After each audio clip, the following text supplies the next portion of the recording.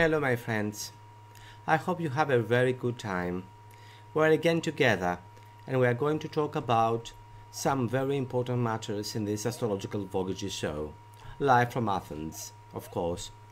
Today we are going to talk about what is going to happen to the 12 zodiac signs for this month, May 2020. We are going to talk about Venus and its refranations, and then we are going to talk about the basic disorders and how we can fight some basic disorders. Of course, this is a whole seminar, but we are going to talk about some major disorders and how we can spot them in some basic information that we may acquire from our natal chart. And finally, I'm going to speak about astrology and dreams, which is, I think, a very interesting topic, and it is a part of my research that I presented in IVC conference in India, in Kolkata in 2017. So I hope you are going to have a really good time with me. I'm very happy. You can ask me any questions, ask me things that you may believe are interesting around astrology. Don't try to ask about your natal chart because it's going to be very uninteresting for the others. So you can ask me things that you believe that you are really weird about something, or you want really to understand what really happens. So be free to ask whatever you want, and we are going to be together in the next hour, and we are going to speak about some very important, I think, information that I'm certainly sure that you are going to like it. Of course, Astrological Voyages is going to have another astrologer in the next week, so I'm really happy about it, and we are going to have a lot of interviews, so be free. And also send me a message and tell me that you want to get an interview from that astrologer, so I will ask him to come to my show and also to hear him and hear his opinion or whatever. And I think this is the most nice and good thing, that through Astrological Voyages we can have the ability to communicate with each other.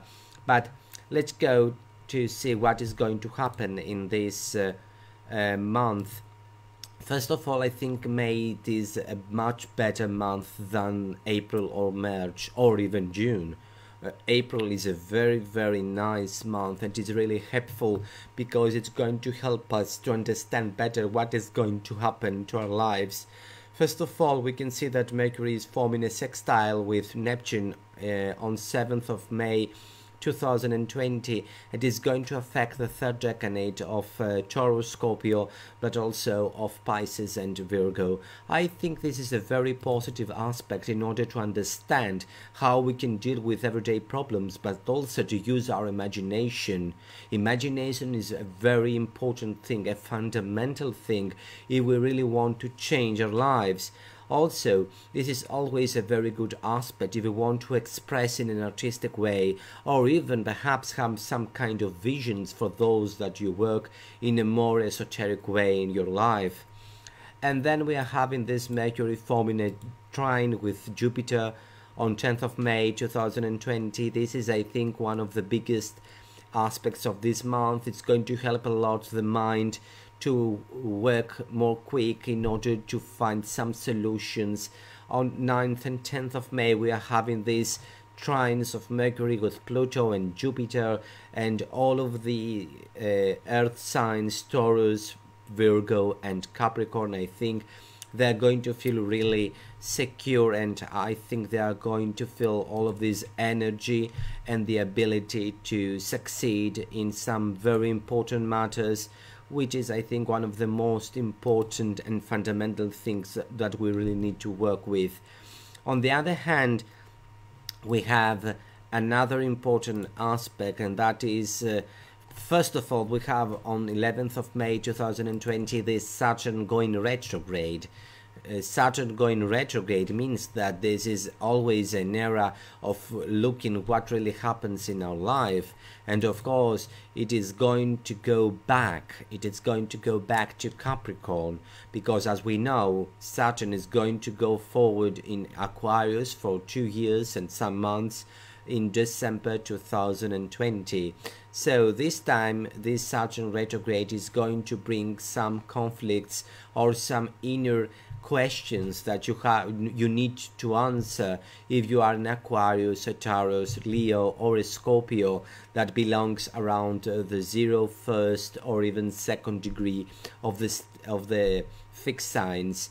And then we are having this Mercury forming a square with Mars at the same day, which is, I think, is a very negative aspect, because it's going to bring some impulsivity, and perhaps we may be some kind argumentative, and we may fight with each other. So you have planets around the 3rd decade of the fixed signs, 27, 28 and 29th degree. You really need to be really careful in order not to make any kind of mistakes in your life, which is, I think, the most important.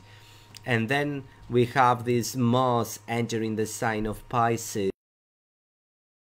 2020, which is, I think, is not a very good aspect. It is not a very good position, because it has to do with manipulation, has to do with sickness, and has to do with how much I feel wrong about things, because I'm always asking, am I doing the right thing right now? So this is always a problem. But I think at the same time, this is always a great aspect to understand and hear our emotions, and also to understand what we really want in our lives. I think this Mars in Pisces is going to help also our sexual action, but also if you belong in the sign of Cancer, Scorpio and Pisces, you're going to feel all of this energy to fulfill your inner self and make you to do something that in advance is going to help you succeed even more in your life. So you are going to feel really happy and complete in some way, which is, I think, is great.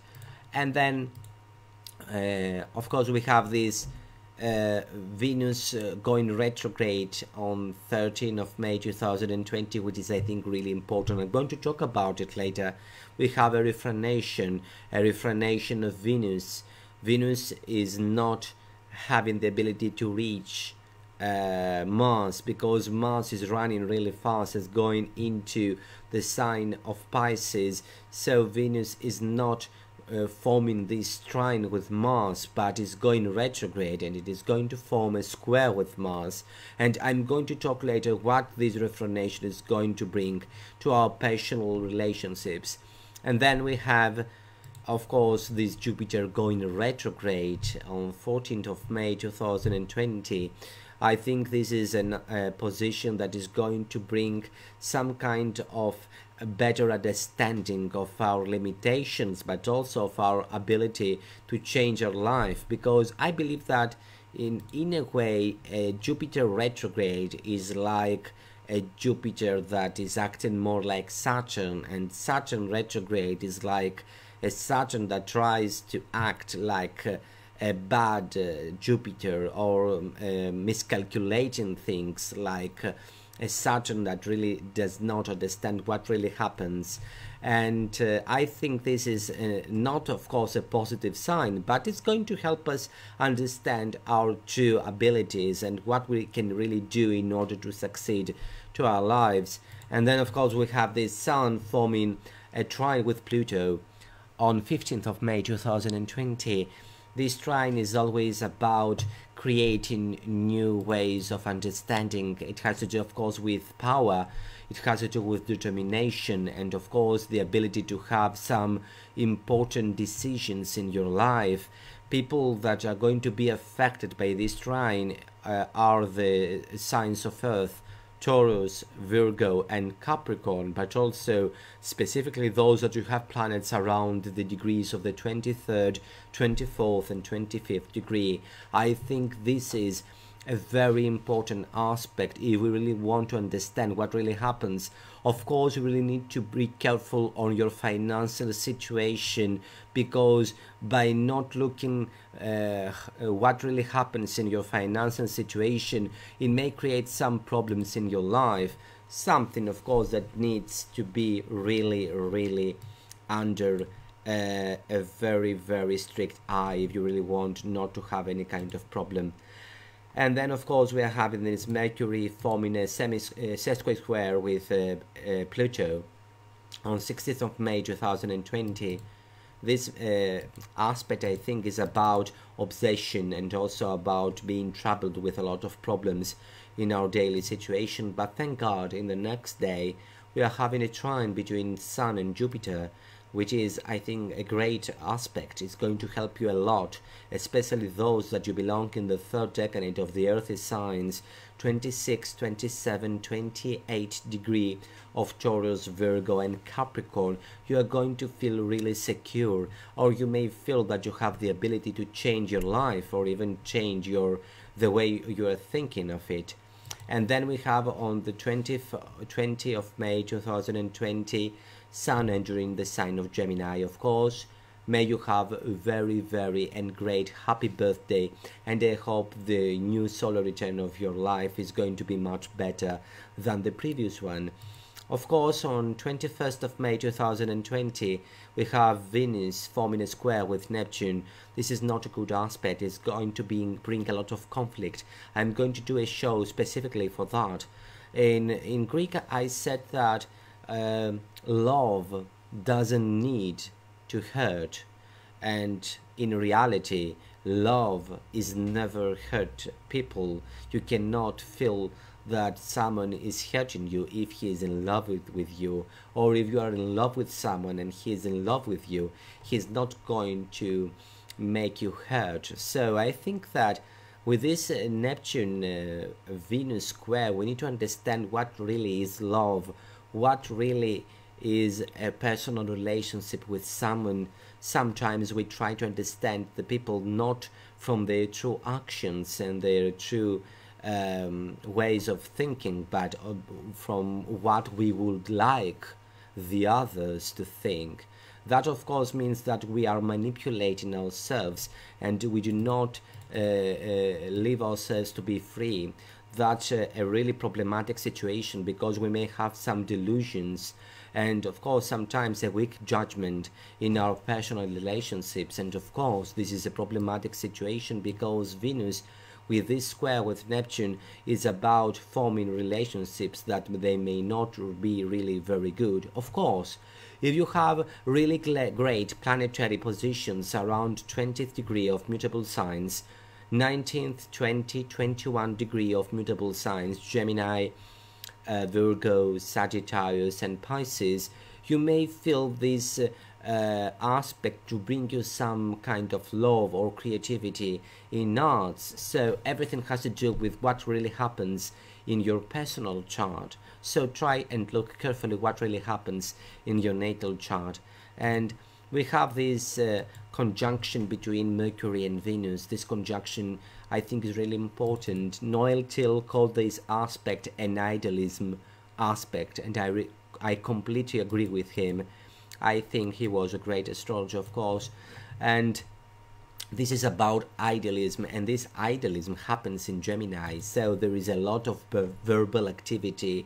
We are going to talk a lot, and we are going to feel and try to imagine and think about love a lot. But the problem is that love does not belong, at least at the most, to the kingdom of the air. Love is something that belongs in the kingdom of water, although love happens in every element, but usually air overthinks and over-idolize things and his imagination. So I think our ways of thinking may be the problem for the current emotional disturbs and problems and turbulations that we are going to have in the next days because of this aspect. Of course, we have on 22nd of May 2020 this trine between Sun and Saturn. I think this is a great aspect because it's going to help you to do some things that are going to be really, really important, especially people that you have planets around 0, 1st or 2nd degree. I think this is going to be really interesting for you, and this is going to be really great for you because you are going to feel that you are in program, and the Aries signs of the 1st degrees of the 1st decade, you are going to feel great. So you are going to have a rational way of thinking, and you are going to accomplish many things, and you are going to overcome a lot of obstacles in your life and also succeed in what really happens. So I think this is a very positive situation because it is I think one of the biggest aspects, because it's really going to help you succeed and understand what really happens. And of course, if you have planets in Sagittarius, Leo and Aries, you are also going to feel this kind of positive energy to come in your life. On the 22nd of May 2020, you are going to have this square between Mercury and Neptune. I think this is, of course, a delusional aspect that is going to bring a lot of imagination, that perhaps is going to bring some problems. This is an aspect of confusion, but on the other hand, it may bring deceit, but it may bring some great communication with the others. Don't forget that according to psychosynthesis, we have the hyperconscious, we have the element of communicating with our higher self, and this higher self can bring some really great information to us and be really creative. So don't just think that this aspect is about deceit and confusion. It may bring something great within you, that everything is going to be really creative for you and you're going to feel really strong. Especially if you have planets around the 20th degree of the mutable signs, around the 19, 20 and 21 degrees of these signs, because this is going to be really great for you. And then we have on the 25th of May 2020, Mars forming a sextile with Uranus, and this aspect is about bringing something new in our life, and also about having great ideas and work with our bodies and do some gym, and or even having the ability to acquire a chance to be the leaders and focus others to do something. I think that when Mars is forming a good aspect with Uranus or with Jupiter, is always like a warrior of light that succeeds in doing what he really wants, which is, I think, a great sextile. It's going to affect a lot Pisces, Virgo, Scorpio and Taurus around the 7th, 8th and 9th degree of those signs. And then of course we have this great transformation of the situation around 28th of May 2020. Mercury is going to enter in the sign of Cancer. I think this is always about understanding our emotions, and when I was really young, around my 10 or around my 11, and I was reading about astrology, but I didn't yet had a program to calculate what really happens. I acquired a program to see what really happens because I didn't knew how to do the calculations in my 10. I always believed that I have Mercury in Cancer, but then I've seen that I have Mercury in Gemini because I talk so much. So I always believe that I have Mercury in Cancer because I've always been very emotional and very communicative and too close to other people and hearing their problems. But also Mercury in Gemini do that. So Mercury in Cancer is about communicating with emotions, communicating with your family, about understanding your personal background, and also getting out of any kind of emotional disturbances. I think this is a great opportunity to do something in order to get out from something problematic. And then of course we have the Sun forming a sextile with Chiron on 29th of May 2020, and is going to help a lot Geminis, Sagittarians, Aries and Libra around the 7th, 8th and 9th degree, because I think this is a great aspect that is going to help you to heal your wounds and to become better. I always found fascinating in bringing and understanding new kind of things in our life. So, for example, I found a great book that it is called The Primal Wound. It is not an astrological book, but as a psychologist also I'm reading other kinds of book.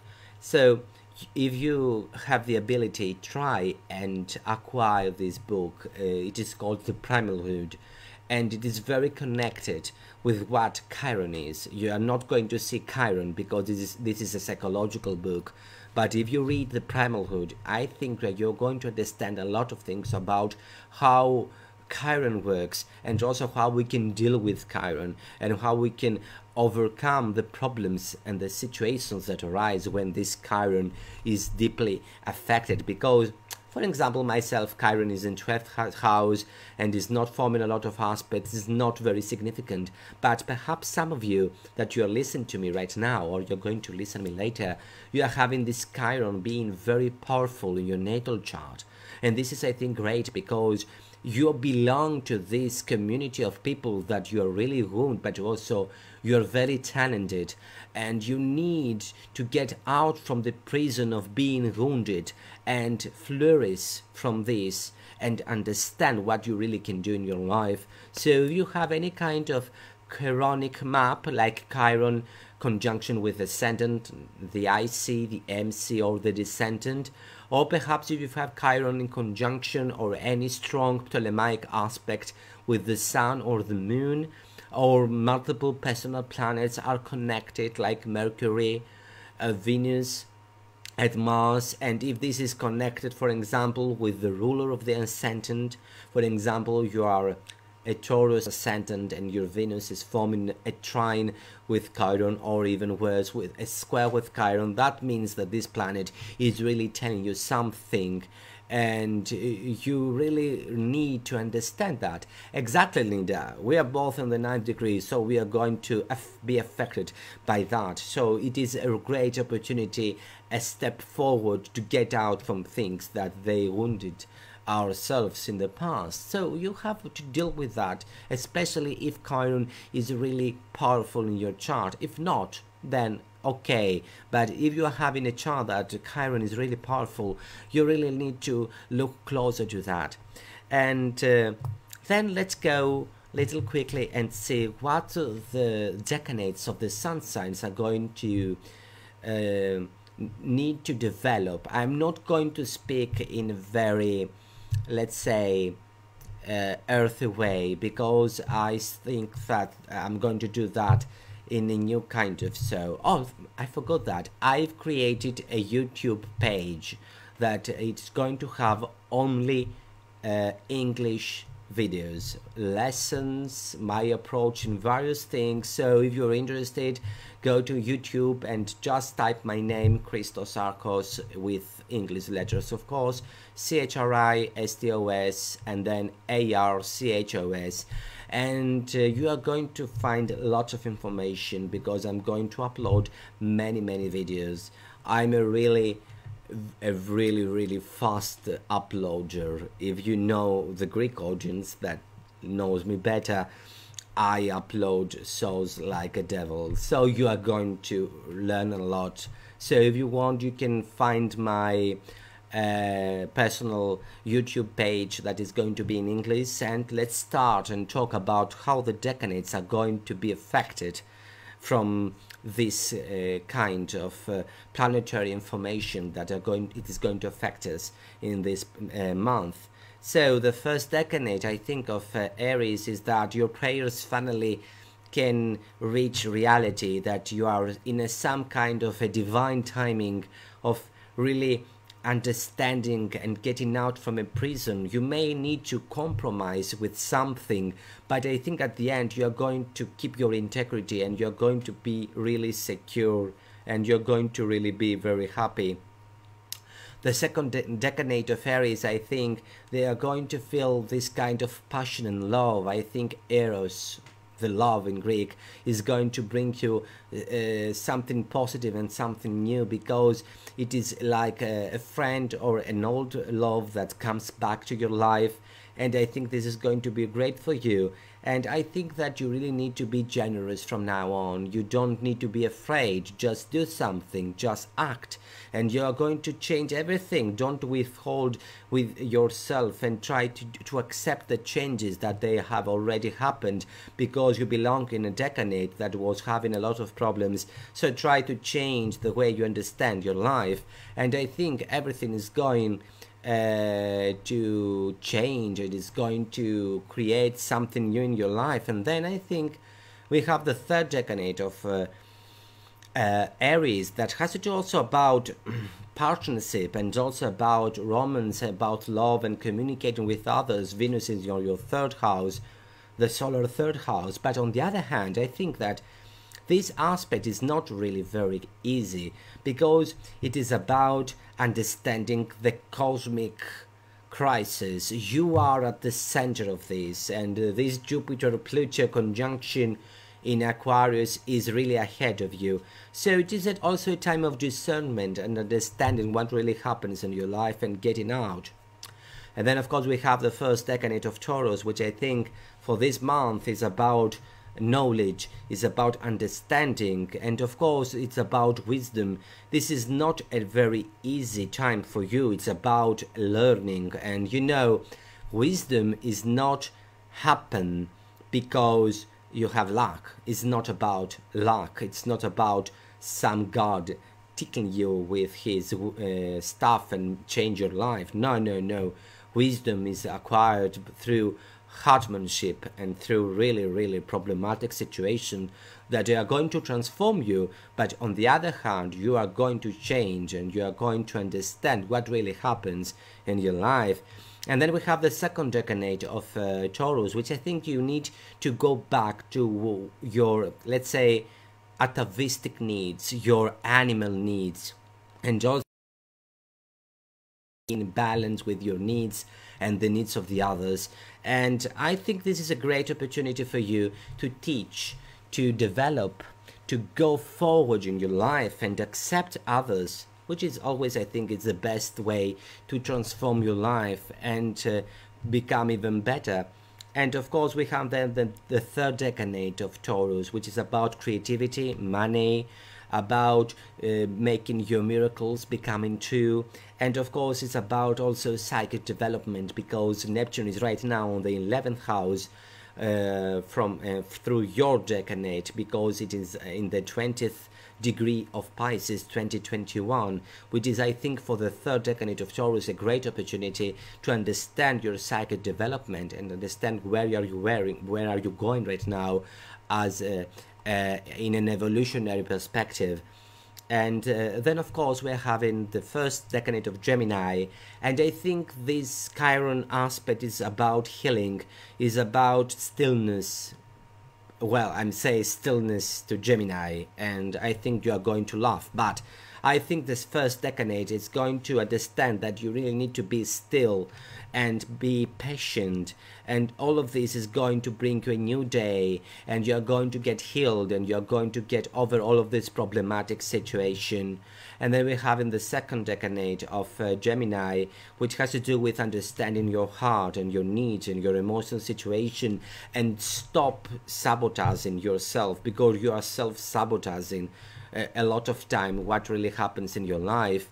You really need to understand that you need to go out from the prison that Neptune was withholding you all this time. And this is about fighting the poverty of knowledge. Try to learn something, and you are going to ascend, and you're going to succeed in many ways. So I think this is a great time for you in order to do something. And of course the third decade is going to fill all of this obscurity of Neptune. This is always a decade that you really need to work with transformation and spirituality, but also some kind of guidance, an inner guidance, in order to understand and have a higher knowing of who are you really in your life, and even honoring what you have already done, and say that I'm really good right now and I've done lots of things, so I have now the right to go forward and getting out from this obscurity, and this wrong way of understanding myself. And then we are going to Cancer. The first decade, I think, of Cancer had to do with fighting with their shadow, fighting with their own negative emotions and feelings that sometimes they haunt you and they bring you all of this inner conflict. And also this is about let's say preparation, is about ritual, about forming your life and getting out from a very problematic situation, and of course is about terminating things that make you really sad. I think this is an era of transformation and developing a new way of dealing with your emotions and your life, which is, I think, very important. And then the second decade of Cancer is about traveling, symbolically or in reality, is about getting out from the obsessions that you had for many years, about getting out from problematic attachments that you had with people, that they were in some kind of vampiric emotions and connections. And of course it's about feeling that finally things are becoming better, that finally things are within your grasp in order to change it. And of course we have the third decade of Cancer, that it is about understanding the big picture. It's about formulating new ways in your relationships. Of course some of you may decide to go and get married, but I think the third decade is about hearing the omens, hearing what really happens in your life, and understand that you are a part of something much more complicated within your family, within your friendships, and also within a vast group of multiple situations that you really need to be in control in order not to get hurt again, because sometimes you are believing others without checking out if they're really true. And then we have, of course, the first decade of Leo, and Leo is all this Saturn and Uranus energy. I think this is always about being in some kind of pilgrimage, about transforming yourself and acquiring the control of your life, or even assist other people that they may be in need. But also you need to move in order to find your balance. This is about Saturn and Uranus, the old and the new. So you really need to find the balance between those two gods, because if you choose between them, you are going to rip off your life, because you really need to understand that you cannot deny everything from your past and you cannot accept anything from your future. You need to combine and find the golden thread that is going to bring you out from the labyrinth. And then we have the second decade, and the second decade I think has to do with,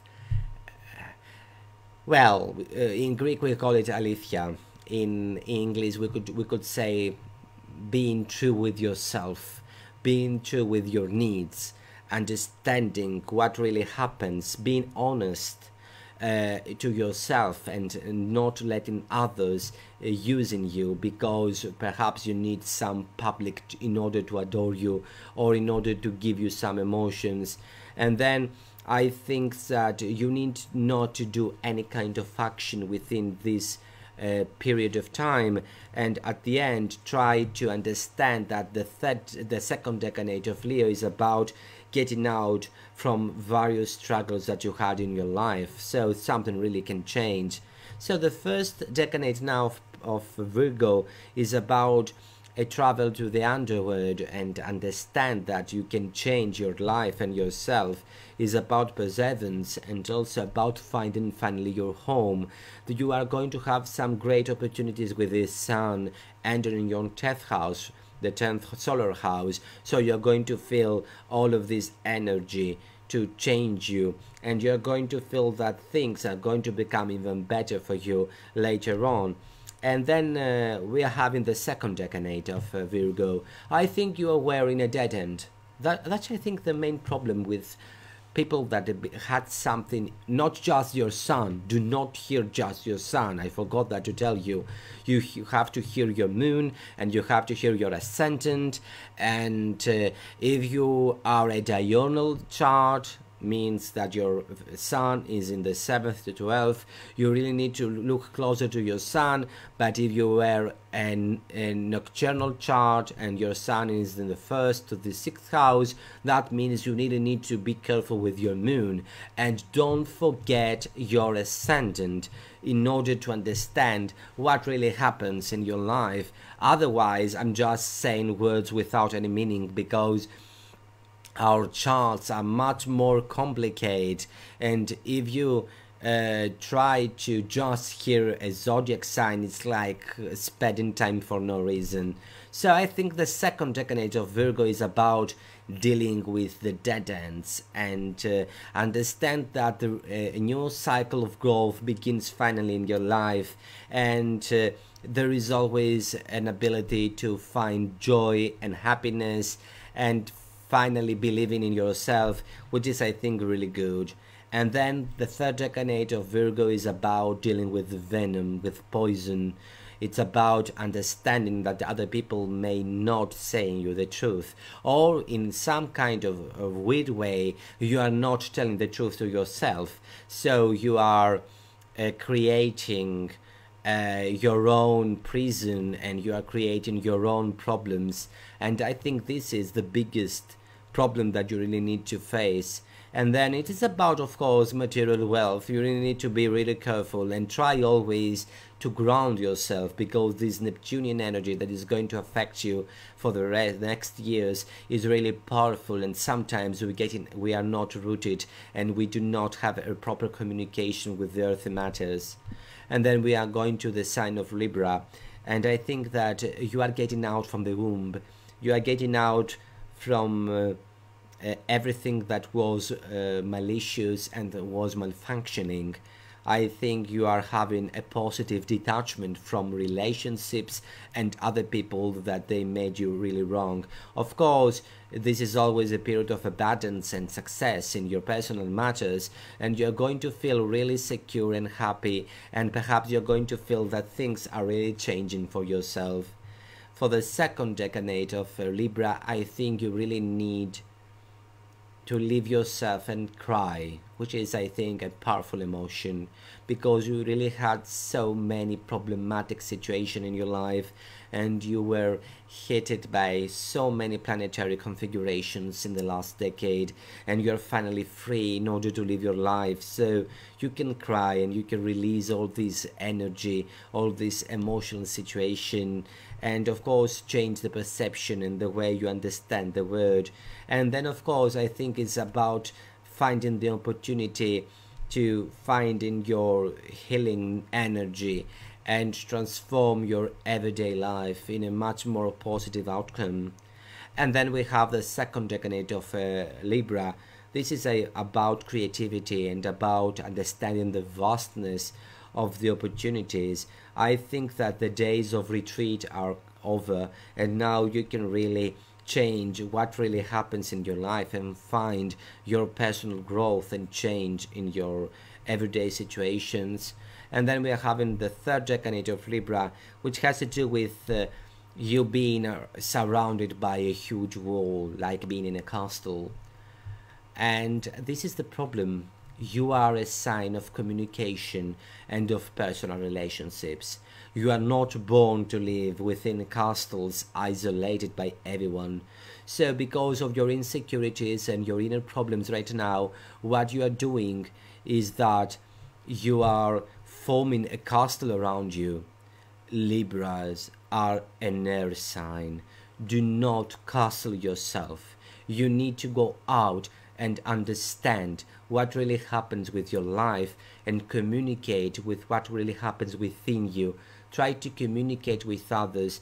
Do not abandon your social activity, and also try to see some positive outcome. And perhaps you may need some clarity, because sometimes you may feel that you are in some kind of a lack of clarity, but this is not true. It's because of the fear and because of the negative emotions and problematic situations that you have in the past 2 years, because everything happened in your decade. If you belong in Aries, Cancer, Libra, Capricorn, and you are in the third decade, everything happened around your decade. So you really hurt, you not feel really well, but this is the opportunity to find some clarity and change yourself. But the best thing I could say, sometimes I really miss that I cannot express something in Greek, because I'm really not in Greek, but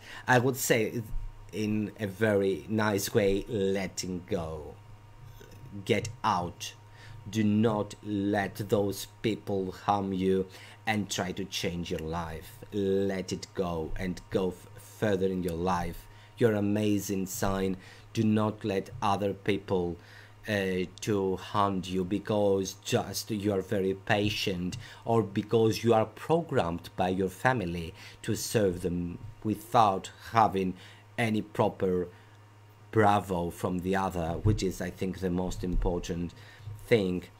And then let's go to Scorpios, and we have the Scorpio of the first decade. I think this is about trust. You are not really into trust because you are Scorpios, and this is not your cup of tea, but I think that you really need to accept and have trust to the others, and perhaps perform some strategy. This is going to be really emotional for you, and you're going to change a lot of things in your family, in your house, in your relationships. You're going to have some severe changes in your everyday situations, and this is not going to be really easy for you.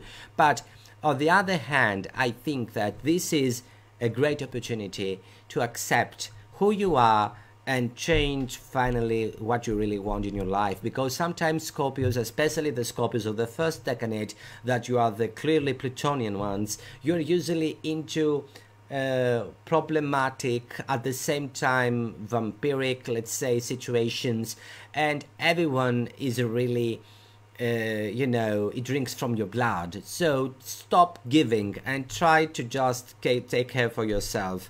And then we have the second decade of Scorpio, and the second decade of Scorpio is about understanding that your body is a vessel, that you need to be careful of it. So you really had some kind of poisonous emotions, some negative feelings. I think that this is the time in order also to discern and have a clear vision in your life. I think you really need to be in a complete understanding of your past, of your present, and of your future possibilities, because sometimes I think you are not within the frame of reality because you are thinking so much of the others, and you really need not to leave this energy getting out, which is, I think, really important. And the third decade right now of Scorpio is having a problematic archetype that I call the mask. The mask is always a way to protect yourself. It's about understanding yourself. It's about keeping yourself in a distance in order not to get wounded. But this Neptune on the 5th house is really into letting your mask and understand your emotions and feel the love. So this is about feeling the love. So forget about the false promises. Forget about your survival. This is not the time for that. This is a very positive period for you, and you are going to get careful for yourself, and perhaps give some love to yourself, understand yourself. And then we are going to the first decade of Sagittarius, which is, I think, the most important change for you. You really need to understand that in order to change and travel, you really need to become a stone. What I mean with that? Sometimes Sagittarians, you are really into hunting things, getting out, and you're into the move. But right now you really need to just wait. Sometimes we find a little stone and we just hit it, and this stone goes further away. So you just need to wait for this pushing from the others, and this push is going to happen and you're going to feel free. And it is about also having some boundaries, understanding others, but also it's about finding again love and the reunion of souls, the reunion of having someone really important in your life that you've missed so much in the past. And then we have the second decade of Sagittarius, which has to do with death. Not, of course, the death as something practical, but something symbolic. It's about transforming yourself and understand what really happens in your life. Let go all of these wounds that you have in the past. Neptune went to the third decade, so you're free from all these illusions, and I think this is the time to start your inner journey of your professional transformation and understanding your abilities and how you can change your life and change your abilities in order to understand who you really are and live your life in order to feel finally happy. And then we have the third decade of Sagittarius, which is about fighting the threshold. Don't forget that Uranus, Neptune and Pluto are super conscious planets. And I'm always saying that we are like the eggs. So Uranus, Neptune and Pluto is about getting out from the egg, transform. So you have two ways of breaking the egg, from the outside and from the inside. If the egg is broken from the outside, means the most of the times death. So in a symbolic way, try not to have a shock from all of this Neptunian energy. Try to transform it, try to get into it, and try to use it in order to flourish and create something new in your life, in order to accept the surprises and also shift your consciousness and the way you're dealing with the things, which is I think the most important, and find your own sacred space, your own sacred feeling that is going to bring you so much joy in your life. And then we are going to Capricorn. And the first decade of Capricorn is about having the flame with you and change whatever you want, because you have the power to transform, you have the power to change, and you are going to find the most positive outcomes these days, because you are finally free from all of these problematic situations that you had in your past. And then I think that this is the time in order to have fun. The second decade of Capricorn is about drinking the nectar in your life. The nectar is the holy beverage of the Olympian gods that was keeping them live forever and powerful. So it's about communication, is about paying attention to the details, and also is about letting go the anger, because the second decade of Capricorn has had so many things to deal with in the last years. So you have a lot of anger within you. Try to expose it, to express it in a very communicative and productive way, and you're going to feel really good. And then we have the third decade of Capricorn, which has to do with the offering something to the other, about being optimistic, and of course using all of this Jupiter-Pluto conjunction to deal with growth and having money and succeed in your life. And I think this is for you the biggest time in order to change, in order to understand what you can really do, and you can really transform, and you can really do everything you really want. This is a great opportunity for you. And then we are going to the first decade of Aquarius, which I think you are going to learn your fault line, the line that you are doing the fault, you are creating the problem. I think you are within a great inner conflict, and there are problems with choices, with your morals, with your ethics, with what really happens in your life. You really feel all this pressure right around your own neck, and you are not feeling really well. But all of this happens in order to change, and through this change you are going to find your unlimited possibilities, because the universe, the planets, the zodiac signs, everything, they are not sadistic energies that they just want us to bring conflict and problems. They are powers and energies in order to understand in which evolutionary situation we are in now in order to go further. So they are energies of help that they just show us what really happens in your life. So try not to get scary of astrology. Astrology is about joy and understanding what really happens. And then we have the second decade of Aquarius, which has to do with understanding your dreams and how you can really have a positive outcome going out from your illusions and your financial problematic situation, and of course change your perception, because you are going really to change your perception and the way you are dealing with everyday matters. I think also it is about connecting with other people and finally found solutions in problems like your job. And finally we have the third decade of Aquarius, which is, I think it's a time to understand what really happens. This is about this is about understanding the dishonesty that you had from your friends or from yourself. And I think that it is about praise your energies in order to succeed and getting out from the burdens of your life. And finally, it is, I think, the time in order to forgive your mistakes and forgive what happened in the past, because you can really change your life, you can really change your energy. And then we are going to the first decade of Pisces, which is, I think it's a shapeshifter. It's like that. It's like a shapeshifter. I think it's about finally the time to ask for help and getting out from something really problematic. Small steps at the beginning, and then try to push even more and even more in this month. You're going to feel really happy. And of course, a very important romantic relationship may come. Something really positive in your life.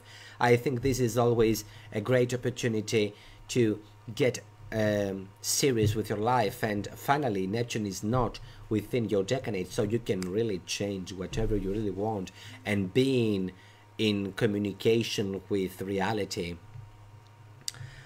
And of course, then we have the third decade of Pisces, and the third decade of Pisces has to do with, let's say, the eternal child. It's about resurrection, is about surrendering or changing or transforming.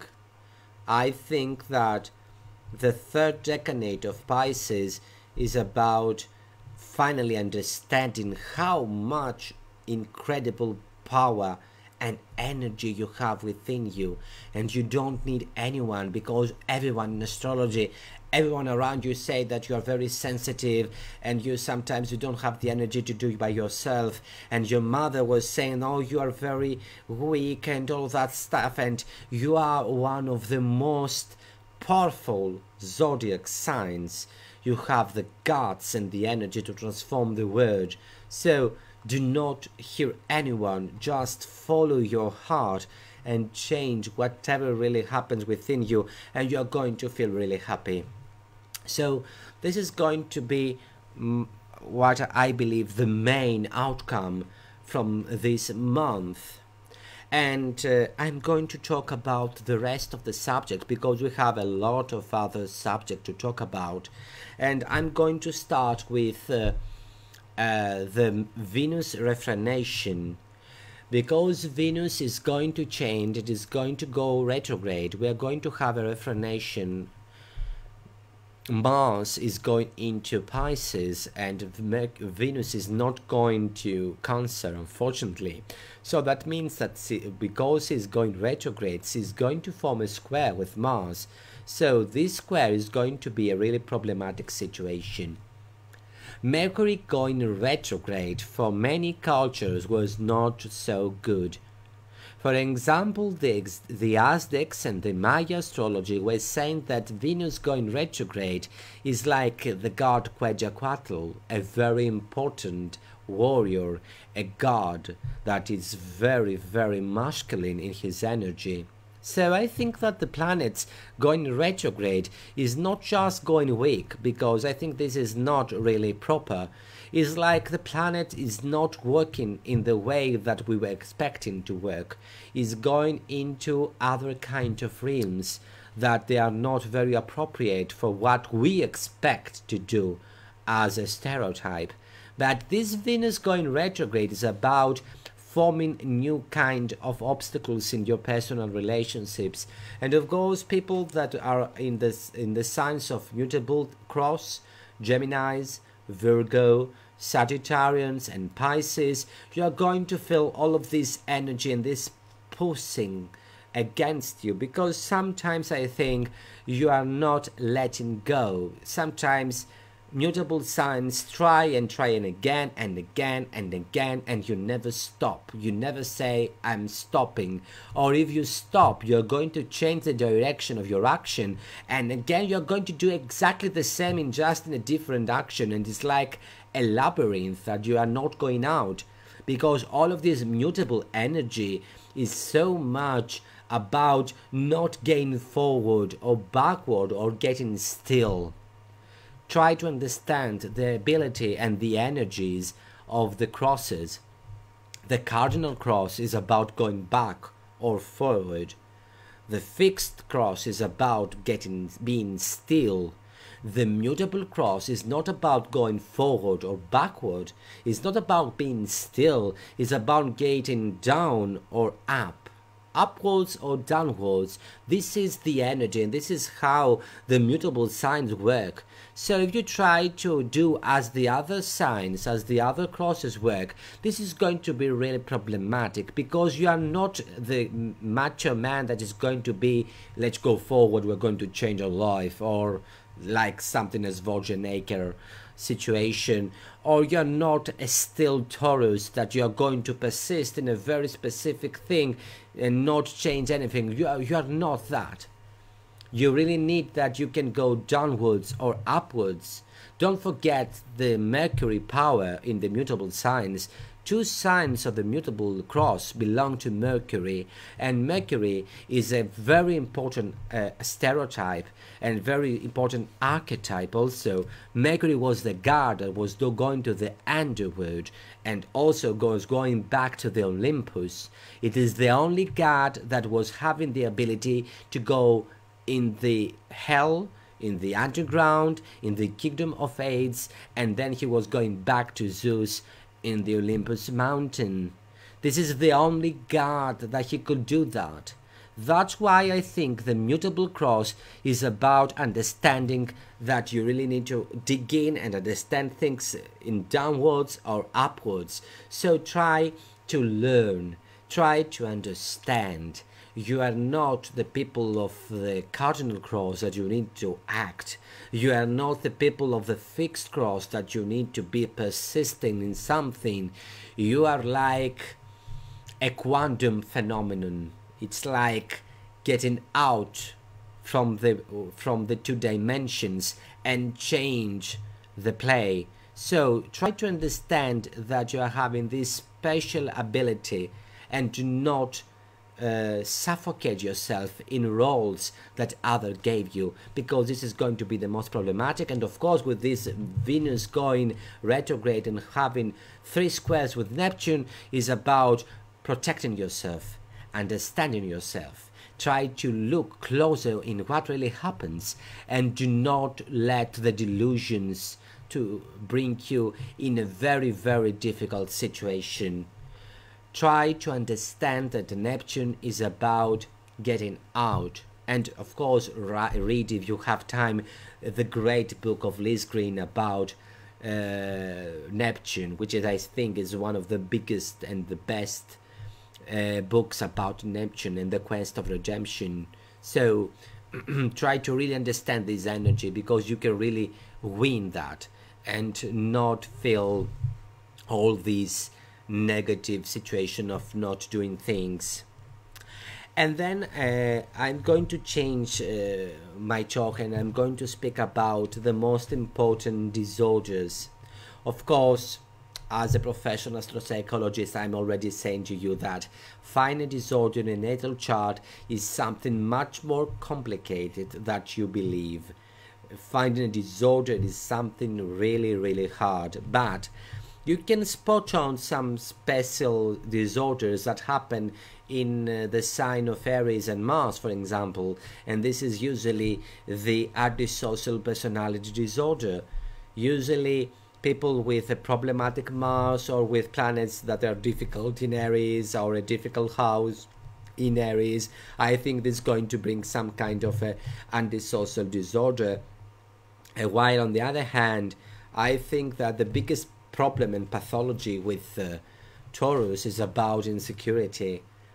Taurus is about having insecurity, and this is, I think, the biggest problem, because when you deal with Taurus, you don't see this insecurity. You just see a rock solid. You just look at the mountain, because this is how I'm always feeling with Taurus. It's like seeing a mountain that is not moving at all. It's a huge mountain. But on the other hand, there are always some eruptions, because this is a volcanic mountain. So it's about insecurity. Always is about insecurity. Taurus is about understanding their insecurities, and sometimes may bring some kind of a borderline personality disorder. And of course we have Geminis, and the main problem of course is that we speak a lot. We speak so much that I cannot handle myself sometimes. So of course the main problem of Geminis are the ADHD, the attention deficit hyperactivity disorder, and usually Geminis have some problems that has to do with learning. For example, someone cannot write properly, and the learning situation for Geminis, it is a huge problem sometimes for people that they have problematic Mercury or Gemini sign. And then we have the Cancers. The Cancers have to do with what psychoanalysis was saying in the past, hysteria. Cancer is about this thing, but in a modern way we can call them histrionic personality disorder. Sometimes you are getting out from your emotions and you cannot control them, and you feel so much insecure with your emotions, and you are acting so hysteric. And this moon and Cancer is always about having loss of control of your emotions. About Leos, I think you all know that about Leos is about narcissism, Sun and Leo, and of course sometimes perhaps the fifth house is always about having some kind of narcissistic personality disorder. I'm not saying that you're very Leo, or if you have a problematic Sun, that you have a narcissistic personality disorder. Of course, I'm a serious astrologer, I'm not saying that, but I think that the basic elements are there, and then other planets come, like a problematic Uranian or Neptunian energy, or a wound from a Chiron and Saturn, and then you have this narcissistic disorder. And then we have Virgo, and of course the problem with them is the OCD. The problem with Virgo is always OCD, and with Mercury in water and earth signs, because the learning problems is usually, and the Gemini power with Mercury in the fire and in the air.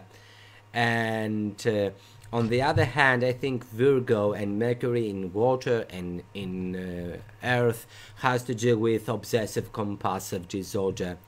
We have a question. Joanna Povoletti says, aren't they bipolar too? Sometimes yes, but bipolar is about a conflict between Saturn and Uranus usually. And Dinora says, when the people have many planets in the same house, it's difficult. Depends about what kind of planets are in this sign, and where is the ruler of these multiple planets. For example, if you have 5 planets in Libra and Venus is in Libra, that means that the ruler of this planetary alignment is in his house, or if this Venus is in Pisces, is in her exaltation, so everything works better. But if this Venus is, for example, in Aries, or perhaps in Virgo, or in Scorpio, this is not going to be really easy. And of course then has to do with the inner dimension of what we are going to have within all these planetary alignments. Because for example in the 1981 we have many people having this conjunction between Jupiter and Saturn in Libra, and they always ask me, who is the winner? Well, the winner usually is the one that has the most of essential dignities, and Saturn is an exaltation in Libra, so that means that Saturn wins. So that's why a lot of people in the 1981 do not really feel this connection with Jupiter, because this Saturn is having all of this control, it is much more powerful. Jupiter in Libra is not in a very great position, is not in a bad position, but in a connection and in conjunction between those two planets. Of course, Saturn is the winning side in Libra. The same happens in Capricorn. That's why we have all of this negative situation at this time. If you read the Encyclopedia of Medical Astrology, which is a great book, writes that when we have a lot of planets in a sign that they have conjunction with the South Node, this is a problematic situation. For example, that means that usually a person that has a lot of planets in Capricorn and has South Node may bring some problems. And what happened? Saturn was in Capricorn. That's why we have this kind of problematic situations in 2020. Well, having 5 planets in Capricorn, probably you are born between 1988 to 1993, 1994. I hope I'm not doing wrong, but having a lot of planets in Capricorn is not a bad thing. You are serious, you are a very well organizing person, you can really be really good in doing your job, and I could ask you something that you're going to do because you are very serious. The problem is always with people that they have a lot of Capricorn is that you don't be really jovial and you're not really into parties. You really need some time to work with, but you have to look what happens in this Saturn and in which house those 5 planets are. 1962. Oh, you are 30 years before. Yeah, I'm into 1982, so I thought that you are closer to me. So you are in the Saturn in Capricorn in the 1990s, but you're in 1962. Okay, well, you have to look your house, and you have to look what your Saturn is doing in your chart, and you have to look all of this information. Do not just get afraid because I have so many planets in somewhere. It may bring some huge charisma and ability to do something in your life, and you're going to feel really well about it. That's why we're always saying that your natal chart is going to bring you the most of the information and not just generic text. So Virgo and Mercury in water and in earthy signs usually bring OCD, obsessive compulsive disorder. And then we have Libra, and of course the most problem with Libra is about being dependent, so that's why you have this dependent personality disorder. And Venus also in air and fire is about being dependent. It's about feeling insecure about some things. And of course, you know, always the problem with Libra people, that they are really Libra, because we have other kind of Libra people that they don't have this problem, is that you stay with people that they do not worth because you are afraid of being alone. And that is the biggest problem for every Libra, that you are afraid of being alone and you choose the worst to live with, and you do not getting out from that because you're afraid of not finding someone. This is a typical problem with Libra. And then we have the Scorpio people and Plutonian people. That has to do, of course, with paranoid personalities and about problematic control issues. Again, I'm not saying that if you're a Scorpio, you're a paranoid. As I said, we are doing serious astrology, but Scorpionic power, Plutonian power combined with other problematic perhaps aspects or houses may bring this kind of problems in your character and in your psychological well-being. That's all. And Sagittarians usually has to do with mania. Usually Sagittarians are about dealing with things in a very manic behavior. You really need to take care of yourself because sometimes you don't protect yourself at all. And of course, Cancers are about depression. Saturn is a planet of depression, so depression is the biggest problem with Capricorns. Well, at least in the most of the clients that I have, and they have a lot of Capricorn, they usually have some hard childhood. Not always, but they usually have some hard childhood. And when people have hard childhood, this is something that brings up later on, and that's why sometimes people have these kind of depressive emotions. And of course, Aquarians and Uranian people has to do with schizoid personality disorder, which has to do with all this unpredictability and multiple reaction to things. And finally, Neptune and Pisces has to do usually with, of course, illogical thinking and psychosis. And I've seen a lot of people that they have Neptune hit that has a lot of problematic aspects and a very problematic situation in a chart, that you may have some kind of psychosis, or when you have a Neptune or your Pisces sign is doing something that is not really very easy. Because as I said, personality disorders is something really complicated, and we're just saying the archetypes, and as living human beings we just don't live with archetypes, we live in much more complicated energies within our natal charts.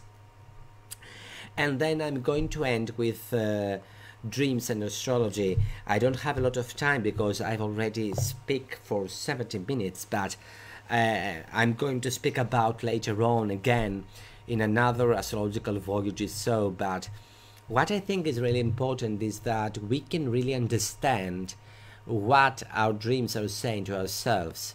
I don't believe that dreams are giving us a sign of prophecy. I don't believe that you can predict the future. But if you, for example, have a dream and look the natal chart at the night that you had the dream, the planetary alignments and the planetary aspects that you have from the transits to your natal chart, or even other more complicated planetary and predictive techniques, you are going to understand many things about what your dreams are about. For example, perhaps you have Moon having a conjunction with Chiron in this night, and you are seeing a dream. This dream may be possible a dream about your inner wounds, about what it is the problem and how you are not feeling secure in your life. As a professional astropsychologist, I'm always saying to my clients that you really need to take care within a diary about what kind of dream you had, and also look at your chart and look about your transit, progressive, solar arc, primary directions, whatever technique you may want, and understand what really happens in your life, because this is when you are going really to deal with your emotional situation, and also understand that this dream is about your psychological well-being. And always this dream is about a symbolic language of your inner self, which is, I think, the most important.